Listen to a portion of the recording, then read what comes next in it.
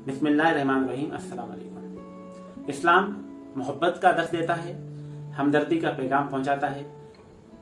इसलिए इस्लाम ने मरीज की अयादत जो है वो रखी है। जब कोई शख्स बीमार पड़ जाए तो दूसरे मुसलमान भाई पर यह लाजमी है कि अपने इस भाई का हक अदा करते हुए उसकी अयादत करने जाए, उसे हमदर्दी के दो बोल बोले, उसे हौसला दे, ताकि मरीज को अपनी कमजोरी महसूस ना हो, अपनी मरीज ये महसूस ना करे कि मैं तन्हा हूँ, और हमदर्दी से जो है वो काफी रिकवरी हो जाती है एक मरीज की। लेकिन हम जब अयादत करने जाते हैं तो मरीज के लिए कहीं रहमत तो नहीं बन रही।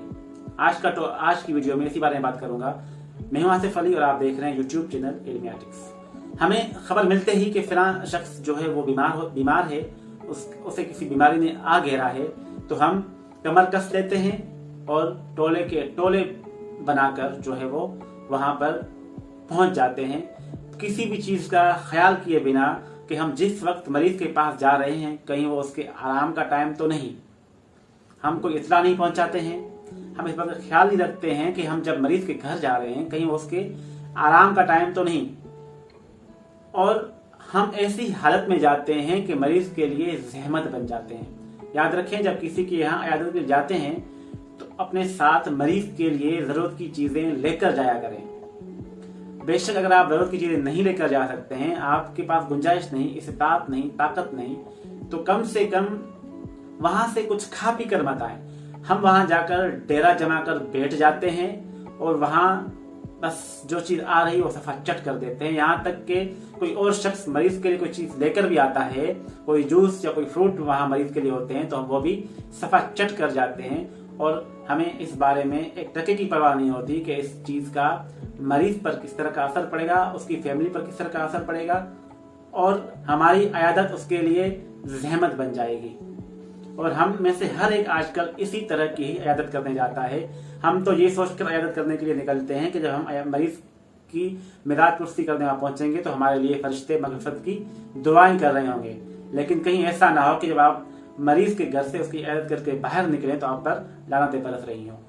तो इसलिए कोशिश करें कि जब किसी मरीज की अयादत करने जाएं तो सबसे पहले वक्त का तयन कर लें, मालूम कर लें कि आया ये कहीं मरीज के आराम का वक्त तो नहीं, कहीं आपके वहां पहुंचने से मरीज के आराम में तो कोई खलल नहीं पड़ेगा। दूसरी चीज है, जाते वक्त अपनी इस्तिताअत के मुताबिक कुछ ना कुछ मरीज के लिए लेकर जाएं, और अगर कोई चीज लेकर नहीं जा सकते हैं तो कम से कम अपने चाय पानी का बंदोबस्त करके जाएं। वहां जाकर अगर आप मरीज घर चाय भी पीते हैं तो कम से कम आप जो चीज लेकर गए हैं उसी से आपको बनाकर दी जाए, ताकि मरीज पर कोई बोझ न पड़े। क्योंकि जब इंसान बीमार होता है तो उसे पैसों की भी जरूरत होती है काफी हद तक, और आप उसकी कोई मदद नहीं कर रहे हैं, उल्टा वहां पहुंचकर उससे खर्चा करवा रहे हैं। तो कोशिश करें कि मरीज के घर या तो खाएं पिए मत, और अगर इंतहाई जरूरी है तो अपने साथ कुछ ऐसा लेकर जाएं कि जो फिर आप खुद ही कम से कम खा पी कर आएं, ताकि मरीज पर जो है वो बोझ ना बने।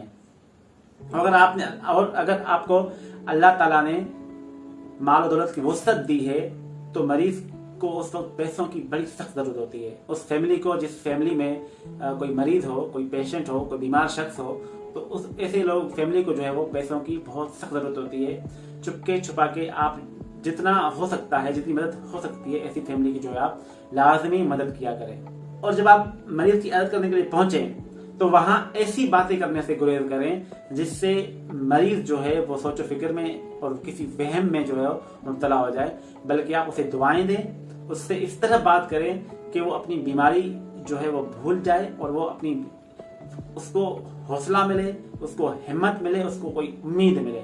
हमेशा मरीज की उम्मीद बने। इस तरह की चीजों से आप लाजमी परहेज करें जिससे मरीज को मुश्किल होती हो, उसकी फैमिली को मुश्किल होती हो, परेशानी होती हो, और इस तरह की चीजों पर अमल करें जिससे उनको आसानी होती हो। इस्लाम भी मोहब्बत का, हमदर्दी का दर्स देता है, आसानी पैदा करने का दर्स देता है।